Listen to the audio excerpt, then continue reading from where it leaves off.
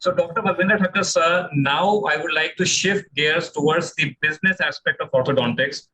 Now, since you have traveled extensively abroad and visited many practices over there, many orthodontists in the West have scaled their practices in terms of the humongous number of patients they do every year. And sometimes, yeah, whenever an orthodontist from US is taking a lecture in our forums and he says that I start 1,000 cases per month and say something like that, so those insane number of figures. So, what nuggets can we draw as Indian orthodontists? Are our practices really scalable as far as orthodontics is concerned? Is it a distant dream? Is it like a wishful thinking? Are we lacking systems, structures, and processes in place? Do we need to go and work in the corporate way? So, I mean, how to achieve this? Because no matter, see, you'll find two types of people. One are very satisfied, like, okay, fine, this is a level I can achieve, and that's it. But I feel that it's not about my wish or my desire from my life. If I am in a position of responsibility, I need to scale my business so that I can extend my value generation to as many patients as possible. So it's not anymore about me per se. It's about me being an instrument for the delivery of healthcare to n number of patients. So how do you put this perspective into picture? See, comparing West to our country, there are certain differences which are major. Major differences is we do not have any insurance plans here. In India, the major thing which we lack is insurance plans. Still, till now, 70% of the practices in the West are mainly based on insurances. Only 30% patients maximum would go by themselves, pay by themselves. So it is something like orthodontics is an expensive treatment. We cannot expect every parent to be having that much of money to put in the teeth or their smile treatment. But now, as of scalability, yes, we have got so many orthodontists in India as well who have scaled up really well, who are multiplying it. They have different clinics. They would have 20 clinics working with them. So in the end, what you want is you need to have hands for you to work on. You have to do ethical marketing. You have to connect with people. You have to have good relations and good relation with dentists as well. You have to build a sense of trust. You know, in any Western country, there is a limit of working as well. You cannot, in US, you cannot work more than 8 patients in a day. So they're at leisure. They would work for 6 hours, spending 45 minutes on each patient, and they're comfortable because they get equal good amount of income. In India, we are not that rich a country. So we would work more, we would have more number of patients, but equally we have to divide our work to our associates, or we should have the patients who are learned as well. In India, another problem is that patients are not aware about what we are going to do. Whatever you tell to them, that's new to them. Because I do a lot of dental tourism, given me a chance, I'm always more inclined towards treating a foreigner because they understand it very easily. They understand the value added to it. Here, dentists are just mere dentists, but here that is like, wow, dentists. So there is a level difference. And as of scaling the practice, you have to create that wow factor. You have to make your wings spread apart so much so that you are liked by people. And it is never about money. It is never about money, which I was talking about in another webinar as well. Normally we think that's an expensive practice, that's a low grade practice. See, we are a country which is the biggest in the world, so second biggest in the world. So now, as of patients, everybody has their bread, everybody has their area, and I think we are still less in numbers at what it should be for progressive medical or dental care which is there. So yes, we can always scale up, and there is no difference in the level of practices which we have.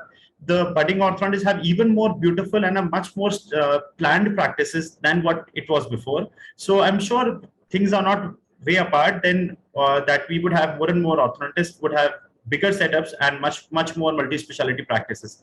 In India, one more thing which we lack is a team approach. How in Western world it works is the periodontists, all the specialists would work under one roof, and they would have 7 centers. Instead of 7 separate centers, they would have 7 people of different specialties in one center. So, but at times in India, we lack trust. We would always think, why should my money be shared with somebody else? So we would have individual practice, and we would have that back practice to go to another clinic and work. So, but both the practices are fine. So I've been a live example of doing the second one. So I'm also very happy with the way we are working. But yes, there should always be a vision, as you told, that there are certain people who are satisfied. See, satisfied people, in the end, everybody has to be satisfied with what they do. But if there is a need to be scaled, or just say when the very old saying, make hay when the sun shines. If at all you feel that there is a need to increase the number of chairs or increase the number of associates, you have to keep adding. And do not thinking कि क्या expenditure रहेगा, आप ये सोचो कि आप आगे काम कैसे बढ़ाओगे. So वो चीज को देखते हुए, do not never think about क्या expenditure हो रहा है. अपना इस basic planning is think कि अपन को multiply कैसे करना है. Rightly said, and I also got a little bit motivated by your nuggets that you have shared. That there is a ray of light, there is a hopeful future. The only thing is that we need to be very much defined in our approach, in our goals, to have the desired outcomes. And anything is possible. And we are nowhere behind the West in terms of like our capabilities, our learnings and everything. It's just that we need to have a proper perspective into place. And yes, teamwork is a very important factor that I find lacking in our scenarios. And we need to be clipping that gap so that we can have different specialities working under the same roof. And then our stress is also, offloaded so that we can concentrate on our specialty, focus and 100% effect.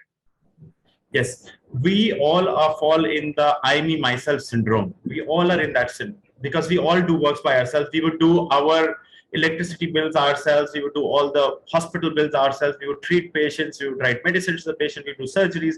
One person cannot do that much. You have to take care of so many other things in life. And this is all materialistic thing. You have to think about human things. You have to take care of your family, your parents. Those are more important things. So for the other things, you have to let the other people work for you.